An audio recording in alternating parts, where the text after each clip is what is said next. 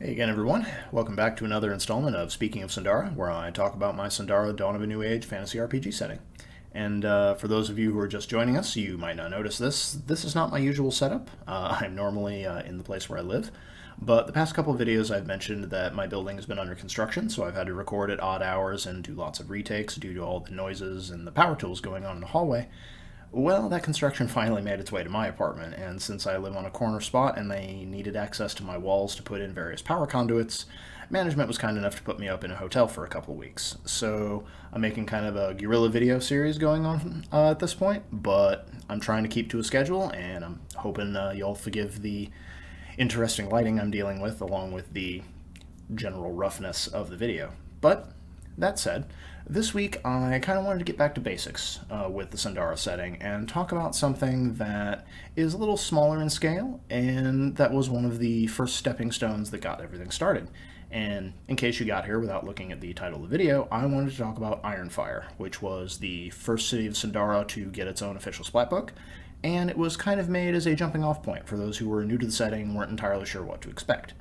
It also has some really cool cover art, so go check that out. But without further ado, just all the way back to the basics of what is Ironfire.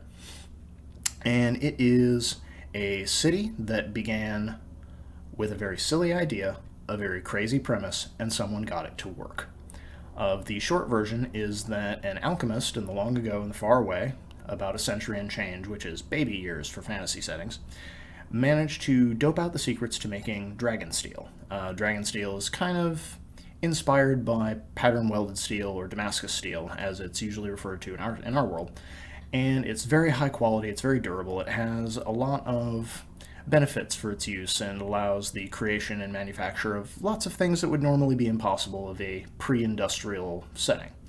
And so, because it can make this and it can make it en masse, there's lots of people who have flocked to Ironfire, first to attempt to take it by force, and then when that didn't work, to try and establish a trading relationship with it. And over the past 100 years or so, this has let the city grow astronomically quick, but it's also led to other inventors, other alchemists, other creators who have come here and they've set up new shops, new forms of construction. They've put up universities to sort of teach the next generation of engineers and to keep the machinery of the city turning.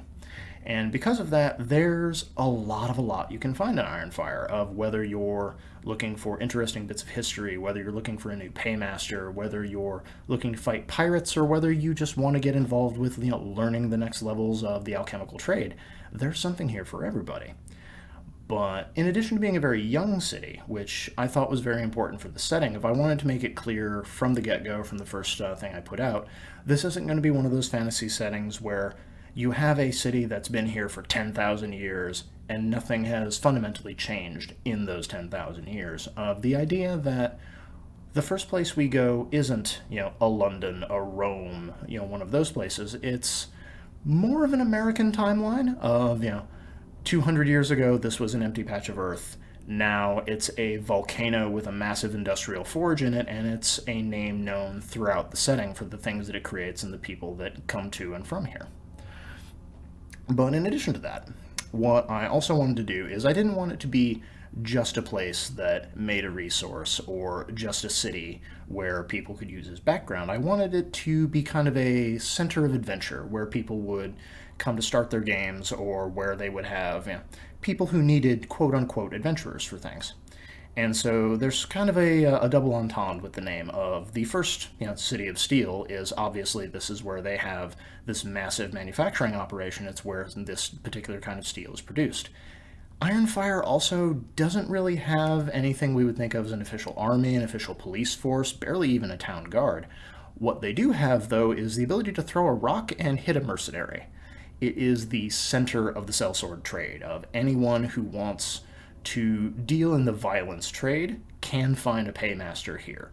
Whether you want to be a caravan guard, whether you want to sail on a ship, whether you want to be someone's duelist for hire, or whether you're just looking for somebody who is collecting mercs for the next border war, there's always people looking for sellswords here. And as a result, people tend to be very polite in Ironfire, because you never know if the person you're about to start beef with at the tavern is someone who is looking to make an example so that they can get the attention of a new paymaster.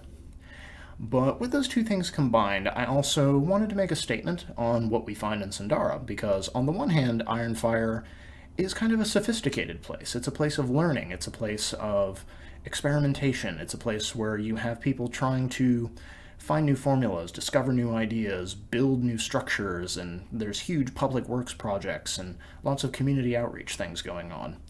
At the same time, it is also a city where you have duels in the town square over who scuffed my boot, who looked at my girl. It's a city where you have reformed pirates who retire like kings on all of the money that they've made, and they just hire various brutes and thugs to watch their estates.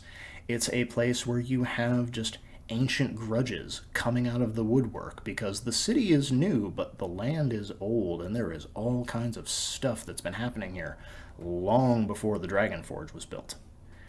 And in addition to all of that, you have the conspiracies coming from people who want to gain control of the power structures. You have industrial sabotage as people are trying to find the secrets for how you manufacture certain materials or trying to get the next big things so that they can be the ones who control the flow.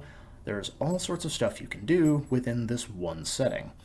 And none of it, at least when I originally conceived of it, none of it was going to be, there is an evil cult, there is an evil dragon, there is a god looking for some variety of worship here. I wanted it to feel more organic, and I kind of wanted to set that tone of, this is not a world where we think in blacks and whites. It's also not a world where we think in terms of spiritual and moral absolutes. It's a place where people might do things because they're hard up for money, or because they need a trade, or because this is just what they have to do to get by. And sometimes you have people who are willing to hold to their guns and stay moral, do the right thing, and sometimes you have people who are willing to ask how many bodies you need to bury in order for your profit margins to go up a little bit more. And that's sort of in a nutshell of what Ironfire is. It's a place that is built on blood, sweat, tears, and more than a couple of bodies. And for those of you who haven't checked it out, consider going and giving it a look. If you enjoy it, maybe check out the rest of the cities of Sundara. Let me know which ones you liked most, which ones you thought were most inventive, most fun, and which ones you'd like to see expansions on if you want to see either modules or you want to see follow-ups as to things I could do with them in the future. Speaking of follow-ups, though, there's a thing I was hoping to do, either by the time I move back, or if I'm still in the hotel, I'd like to do this as a video going forward. I'm hoping to do an Ask Me Anything regarding the setting. I've been making these videos for a while, and I've answered a lot of questions I've seen, but I figured I'd ask folks this week of, what do you want to know? Whether it's about my creative process, the ideas I have for Sundara going forward, something I did before that you want clarification on, or you're just wondering if certain creatures will operate differently in the setting. Anything you've got, throw it my way, toss it in the comments below. I will try to get to it in the upcoming video. I'm hoping to get enough questions to make it more than the average 8 to 12 minutes. So just fire away. If you've got anything you want to know, I'm curious, I want to hear it. But until then, take care. Hope that your home life is doing a little better than mine, and happy gaming, everybody.